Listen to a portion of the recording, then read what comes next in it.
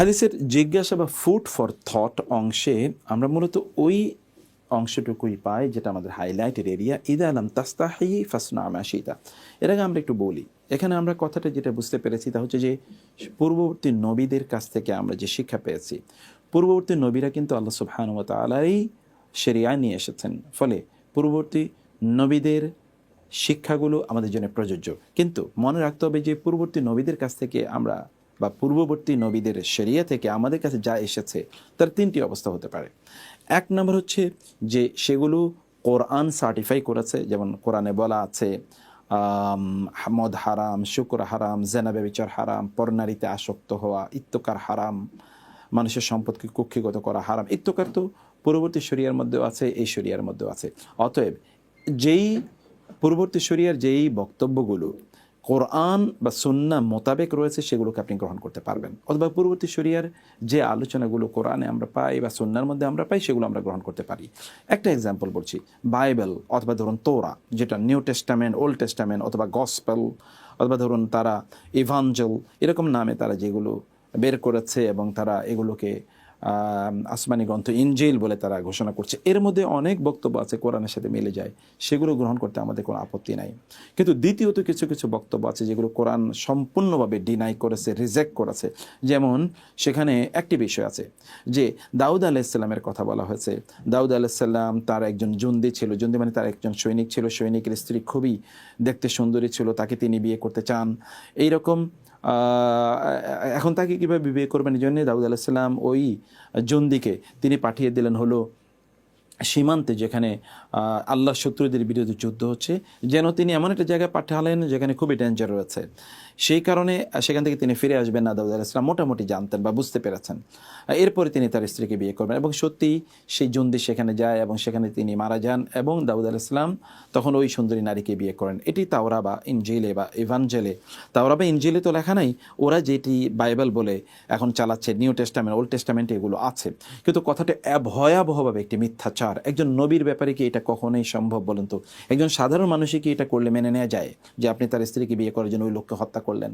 এটা কি সম্ভব? তো এটা নবীর সাথে কিভাবে যায়? কিন্তু তারা এটাকে এমনভাবে প্যাকেজিং করে তারা এগুলোকে মিথ্যাচার হিসেবে উল্লেখ করছে এবং এই কারণে তাদের সমাজে এরকম অশ্লীলতা ছড়িয়ে পড়ছে। এগুলো কোনো অবস্থায় গ্রহণ করা যাবে না, যা ইসলাম একেবারেই বা কোরআন এবং সুন্নাহ সরাসরি রিজেক্ট করে দেয়, কারণ নবীরা মাসুম, তারা এটা করতে পারেন না। এটি এক নম্বর কথা। দুই নম্বর বিষয় হচ্ছে যে যেমন ওমর রাদিয়াল্লাহু তাআলা আনহু, তার কাছে মানে তাওরাতের একটা পৃষ্ঠা ছিল, তিনি সেই পৃষ্ঠাটি নিয়ে রাসূলুল্লাহ সাল্লাল্লাহু আলাইহি ওয়াসাল্লামের কাছে আসে। রাসূল বলেন এটা কি? তিনি বলেন এটা তাওরাতের ওয়ারাকাতুম মিন তাওরা। রাসূলুল্লাহ সাল্লাল্লাহু আলাইহি ওয়াসাল্লাম খুবই রাগান্বিত হয়ে গেলেন এবং তিনি বললেন তোমাদের কি হলো, আমি যে শরীয়ত নিয়ে এসেছি তা কি তোমাদের জন্য যথেষ্ট না? তোমাদেরকে সেটা আবার পড়তে হবে, সেখান থেকে তোমাদেরকে জ্ঞান অর্জন করতে হবে কেন? এটি একটি গুরুত্বপূর্ণ বিষয়।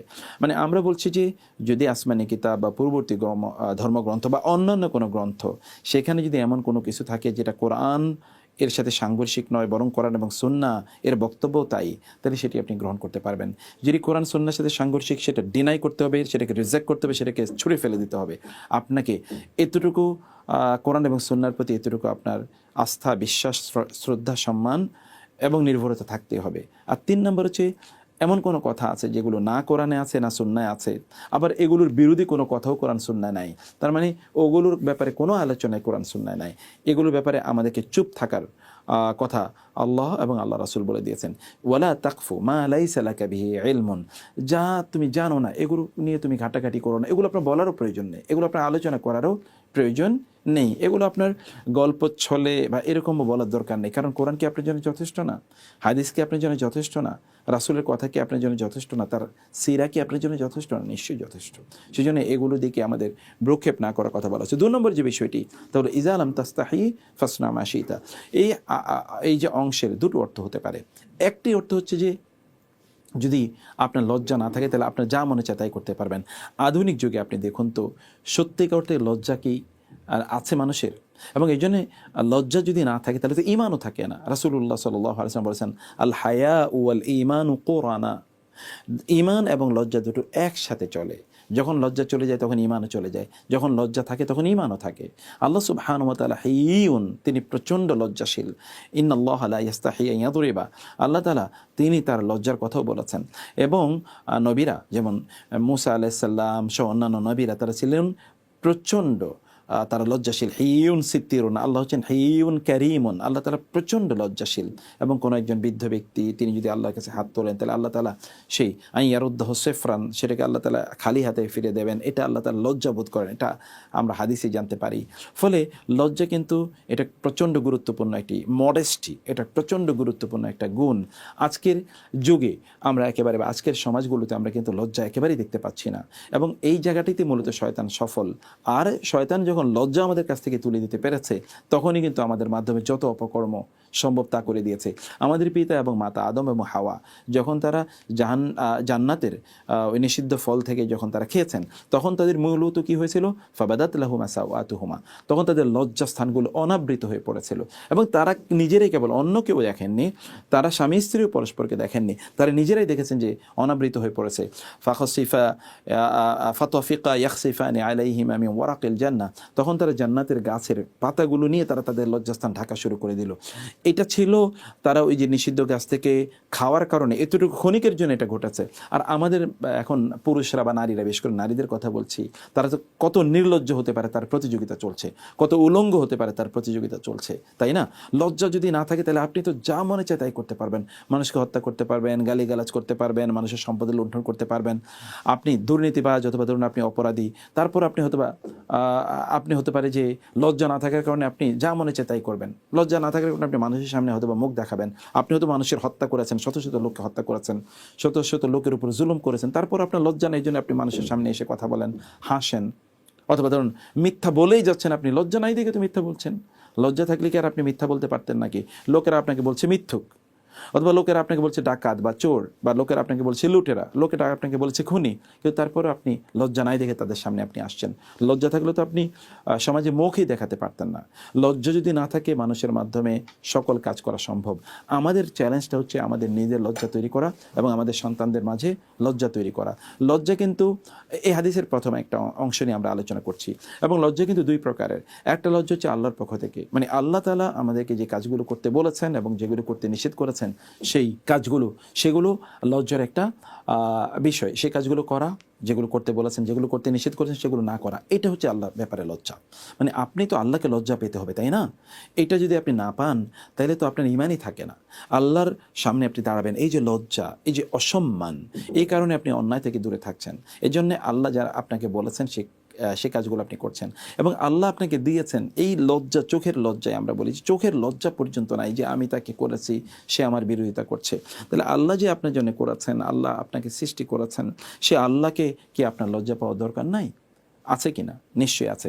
আল্লাহকে লজ্জা পেলে আপনি নিশ্চয়ই আল্লাহর ইবাদত অনুসারে, মানে আল্লাহর নির্দেশ অনুসারে আপনার জীবনটা পরিচালনা করতেন। সেখানে হারাম এবং হালাল, আদেশ এবং নিষেধ, বৈধ অবৈধ, এই বিষয়গুলো আপনি মেনে চলতেন। এটা হচ্ছে এক ধরনের লজ্জা। দুই নম্বর হচ্ছে মানুষের ব্যাপারে লজ্জা।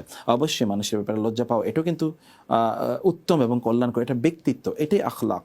বহু লোক বলে আল্লাহকে লজ্জা পায় না, মানুষকে লজ্জা পেয়ে লাভ কি? যারা এই কথা বলেছে তার সাথে সাথে কাফের হয়ে যাচ্ছে, সে হয়তো বা বুঝেও না। আল্লাহকে লজ্জা পাই না এই কথা বলতে হয়, এভাবে বলতে হয়, এবং তাইলে মানুষকে লজ্জা পাবো না, তার মানে তার একদিকে ঈমান নেই, অন্যদিকে আখলাকও নাই, দুটোর একটাও নাই। এবং শয়তান দেখবেন এক ধরনের লোকদের মাঝে এই জাতীয় চরিত্র তৈরি করে দিয়েছে, শয়তান তাদের মাঝে এটা তৈরি করে দিয়েছে। সেই জন্য আখলাক, মানুষের ব্যাপারে লজ্জা পাওয়া, এটা কিন্তু আখলাক এবং চরিত্র। যেমন ধরুন আপনি আপনার মায়ের সামনে অশ্লীল কথা বললেন না, আপনার বাবার সামনে ধরুন আপনি হারাম কোনো, মানে খারাপ কোনো কাজ করলেন না, আপনি ধরুন আপনার যিনি উদ্যতন, যিনি আপনার একটু মুরব্বী, এরকম কোনো ব্যক্তির সামনে আপনি ধরুন এমনি ধরুন সিগারেট খাওয়া একটা হারাম কাজ, কিন্তু তার সাথে আপনি খেলেন না। একটা হলো হারাম কাজ নীরবে আপনি করলেন, আর যে মানুষের সামনে আপনি মানে করে করে বেড়াচ্ছেন এই সকল কাজগুলো। আপনি ধরুন মুরব্বীরা আপনার সামনে বসে আছে, তাদের সামনে একেবারে পাটা ঝুলিয়ে, পাটা আপনি বিছিয়ে তাদের সামনে বসে থাকলেন, এটা আপনার ওস্তাদ কথা বলছে, সেখানে আপনি ফুসফিস করে বিভিন্ন ধরনের কথাবার্তা বলছেন, এইদিকে তাকাচ্ছেন ওইদিকে তাকাচ্ছেন, এটা তো লজ্জাহীনতা, এটা তো আখলাকের বিরুদ্ধে। এটা তো আপনার করার কথা নয়। এখানে এই যে মানুষকে লজ্জা পাওয়া, এটাও কিন্তু চরিত্রের একটি গুরুত্বপূর্ণ একটা দিক, একটা গুরুত্বপূর্ণ একটা অংশ। আখলাকের বিষয়টা আমরা বললাম, মানে লজ্জাশীলতার এটা একটা বিষয় আছে। লজ্জার আরেকটা বিষয়, কিছু কিছু লজ্জা এটা হচ্ছে উত্তম, মানে মাহমুদুন, যেমন ধরুন আল্লাহকে লজ্জা পাওয়া, মানুষকে লজ্জা পাওয়া, পিতা মাতাকে লজ্জা পাওয়া, স্ত্রীর সামনে ধরুন অন্যায় কাছ থেকে লজ্জা পাওয়া, স্বামীর সামনে লজ্জা পাওয়া, সন্তানদের সামনে লজ্জা পাওয়া, লজ্জার কারণে আপনি অন্যায় কাছ থেকে দূরে থাকা, এগুলো মাহমুদুন। আর হচ্ছে মাজমুমুন, কিছু কিছু লজ্জা আছে খুবই নিন্দিত, মানে এই লজ্জাকে আল্লাহ তাআলা পছন্দ করেন না। যেমন আপনি হারাম কাজ দেখেও আপনি লজ্জিত, এই জন্যে আপনি এটা করছেন না। যেমন কখনো কখনো দেখা যায় যে বিচারকরা তারা কি হয়েছেন, বিব্রত ফিল করেছেন, লজ্জিত ফিল করছেন। এই লজ্জাকে তিনি সঠিক ভার্ডিক্টটা, মানে বিচারটা তিনি করেন না, তিনি বিব্রত হচ্ছেন, তিনি লজ্জিত হচ্ছেন, এই জন্য তিনি ন্যায় দেন না, ন্যায় বিচার করেন না। তিনি আসলে কেন করেন না, বিব্রত কেন তিনি হচ্ছেন? কারণ তিনি বুঝতেছেন তিনি যদি বিচার করেন তাহলে তিনি কারো হয়তোবা রোশানলে তিনি পড়বেন, অথবা তিনি যে প্রিভিলেজ পাচ্ছেন সেই প্রিভিলেজ তিনি পাবেন না। এটা লজ্জা নয়। আপনি অন্যায় করতে কাউকে দেখছেন, সেখান থেকে আপনি লজ্জা পেয়ে সরে গেলেন, তো ওই লোককে বিরোধিতা বা বাধা দেবে কে? অথবা অন্যায়কে বাধা দেওয়ার ক্ষেত্রে লজ্জা পেতে হয় না। আপনার সন্তানরা অন্যায় করছে, আপনি লজ্জা পেয়ে সেখান থেকে চলে আসছেন। কেউ একজন জেনা করছে, আপনি লজ্জা পেয়ে সেখান থেকে চলে আসলেন। আপনি লজ্জা পেয়ে চলে আসছেন সে কথা সত্য, কিন্তু জেনার বিরোধিতা তো আপনাকে করতে হবে, বাধা তো আপনাকে দিতে হবে। এইটা এই লজ্জাকে এই ইসলাম অনুমোদন করে না। কেউ চুরি করছে, এই জন্য আপনি লজ্জা পেয়ে সেখান থেকে চলে আসেন, চুরিকে বাধা দিতে হয়, নাসিহা করতে হয় হাত দিয়ে, মুখ দিয়ে, তারপর অন্তর দিয়ে। এগুলোর এই লজ্জাটাকে আল্লাহ তাআলা আমাদের জন্য পছন্দ করেন না, বরং লজ্জা থাকতে হয় পজিটিভ। আবার কিছু কিছু লজ্জাশীলতা, কিছু কিছু মানুষ ধরুন তারা সৃষ্টিগতভাবে লাজুক, আপনি অনেক মানুষকে দেখবেন, অনেক পুরুষ এবং নারী, আবার কিছু কিছু তারা সৃষ্টিগতভাবে লাজুক না, তাদেরকে লজ্জাশীলতা অর্জন করতে হয়, আমাদের ওই মডেস্টি অর্জন করা। সেক্ষেত্রে আমাদের সবচেয়ে গুরুত্বপূর্ণ যে কাজটি, তাহলে যে কথা কম বলা, অপ্রয়োজনীয় কথা না বলা, চোখকে হেফাজত করা, সুন্দর করে জিকির আজকার তাসবিহ তাহলিল ইত্যাদি পড়া, হারাম নিষিদ্ধ বইগুলো না পড়া, তাই না, নিষিদ্ধ জিনিসগুলো না দেখা, মানে যেটা আমরা এর আগে বলেছি চোখের হেফাজত করা। আপনি যাদের সাথে উঠা বসা করছেন, ভালো লোকদের সাথে উঠা বসা করুন, ফলে আপনি কি বলবেন কি বলবেন না এটা একটা মানদণ্ড তৈরি হয়ে যাবে। কোন একজন আলেমের মুখ থেকে আপনি হয়তো বা খিস্তি খেউর গালিগালাজ বের করতে পারবেন না, কিন্তু অনেক লোক আছে গালিগালাজে তার একমাত্র সম্বল, বা এটাই তার একমাত্র ভাষা, মানে গালি দিয়ে কথা বলাটাই তার ভাষা, এর বাইরে সে ভাষা বুঝেও না। তাহলে সে আসলে ওই রকম কালচারে বড় হয়ে উঠেছে, ওই রকম সংস্কৃতির মধ্যেই তার বেড়ে ওঠা। ফলে এমন কিছু কিছু আছে যেগুলোকে আপনাকে মাকসুবন, মানে হচ্ছে আপনাকে এটা উপার্জন অর্জন করতে, আর কিছু কিছু তবে এইয়ন, মানে হচ্ছে এটা আপনার সৃষ্টিগত, আপনার এটা চরিত্রগত, এটা আপনি জন্মগত। এই এই যে মানে আমরা হায়া এর এরকম অনেকগুলো বিষয় দেখতে পাই। হাদিসের প্রথম অংশ যদি এরকম হয়, তাহলে দ্বিতীয় অংশ আমরা বলছি যে, মানে দ্বিতীয় ইন্টারপ্রিটেশন অফ দ্য হাদিস, তা হচ্ছে ইযা লাম তাস্তাহি, যদি এমন হয় যে আপনি যে কাজটি করছেন এটা লজ্জা করার মতো ইস্যু না, তাহলে ফাসনা মা শাইতা, তাহলে তুমি এটা করে যাও।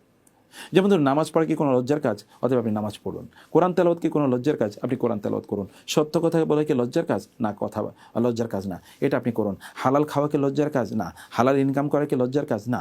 অতএব আপনি এমন কোনো কাজ, যে কাজটি কেউ আপনি করছেন এবং কেউ আসলে আপনি আর ওই কাজটা করতে পারছেন না দ্রুত, ধরুন আপনি মোবাইল কাজ করছেন, কেউ আসছে এই জন্য আপনি বন্ধ করে দিলেন, কম্পিউটার কাজ করছেন, কিছু একটা করছেন, কেউ আসার সাথে আপনি বন্ধ করে দিলেন, তাহলে মনে বোঝা যাবে যে এটা কি আসলে, এটা আসলে লজ্জা পাওয়ার মতো জিনিস।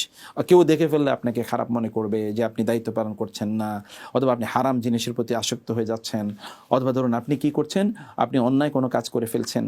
এই যে লজ্জা পাওয়ার মতো, মানে লজ্জা পাওয়ার মতো জিনিস হলে আপনি এটা করবেন না। আপনি রাতের বেলা, রাতের অন্ধকারে কেন করছেন এই কাজটি? কারণ দিনের বেলা করলে আপনি লজ্জা পাবেন। কেন আপনি রাতে আপনার ঘরের কোনায় একটু একটু নীল বাতি জ্বলে উঠছে? কারণ কি আপনি নিষিদ্ধ পল্লীতে অলরেডি, মানে আমরা যদি বলি নেট ওয়ার্ল্ডের, মানে নেট দুনিয়ার নিষিদ্ধ পল্লীতে আপনি ঢুকে গেছেন, এই জন্য এখান থেকে নীল বাতি বের হচ্ছে এবং রাতের গভীর অন্ধকারে আপনি কেন করছেন? কেউ চারিদিকে নাই, এই জন্য আপনি করছেন। তারপরে এটা লজ্জা পাওয়ার মতো কাজ, পাবলিকলি আপনি করতে পারেন না, তাহলে এই কাজগুলো করবেন না। যদি এটা লজ্জা পাওয়ার মতো কাজ না হয়, তাহলে ইউ ক্যান ডু ইট। ব্যাস, প্রিন্সিপাল, মূলনীতি। এই চমৎকার কথাটি, কত ছোট্ট কথা দেখুন, আমরা তো এখনও বলে শেষ করতে পারি না, আরও 1000 কিলোমিটার যাওয়া যায় এই হাদিসের উপর ভিত্তি করে। সেজন্য আমরা বলছি যে একটি হাদিসে আপনার গোটা জীবনকে পরিবর্তন করে দিতে পারে। লজ্জা করুন প্লিজ, লজ্জাশীলতা অর্জন করতে হয় কিছু কিছু। যেমন নারীদের কথা বলছি, আপনি ঘোমটা দিয়ে থাকবেন, আপনি হিজাব পরবেন, আপনি ধরুন নেকাব পরবেন, আপনি এমন বোরকা বা ইত্যাদি পরবেন যেটা আপনার শরীরের অঙ্গভঙ্গ ভাঁজগুলো দেখা না যায়। পুরুষদেরকে বলবে যে আপনি এমন আটশাট পোশাক পরবেন না যাতে, পুরুষেরও তো শরীরে বিভিন্ন অঙ্গ প্রত্যঙ্গ শো করার ইস্যু আছে, সেগুলো যেন এক্সপোজড না হয়ে যায়। আপনার জামা কাপড় দেখে যেন অন্যরা আপনাকে শ্রদ্ধা করতে হয়, কারণ জামা কাপড়ের মধ্যে কি শ্রদ্ধা নাই? আছে অবশ্যই। একজনে অনেক বড় জামা জুব্বা পরলো, পাঞ্জাবি পরলো, বা ধরুন মাথায় টুপি আছে, তার দাড়ি আছে, এরকম লোকে তো আপনি দেখলে সালাম দেবেন। আর একটা হচ্ছে ধরুন মানে চুল কেটেছে হচ্ছে মাস্তানদের মতো, আবার ধরুন তার মোষ হচ্ছে ওই যে মদখোরদের মতো, ওই ব্যক্তিরে দেখলে কি আপনি শ্রদ্ধা করবেন? করবেন না। তাইলে অবশ্যই পোশাকেরও ব্যাপার আছে, আপনার কথাবার্তারও ব্যাপার আছে। এগুলো লজ্জা যদি থাকে তাহলে আপনি অপ্রয়োজনীয় কথা বলবেন না, কারণ আপনি জানেন যে এই কথার কারণে আপনি লজ্জিত হতে হবে, তাহলে সেটা আপনি করবেন না। এই দ্বিতীয় মানে আসপেক্ট বা second sort of interpretation of the হাদিস, দিস ভেরি ভেরি ইম্পর্টেন্ট। এই জন্য লজ্জাশীলতাকে বাচ্চাদের মধ্যে প্র্যাকটিস করুন প্লিজ, তাহলে তারা বেঁচে যাবে এবং আপনারও বেঁচে যাবে ইনশাআল্লাহ।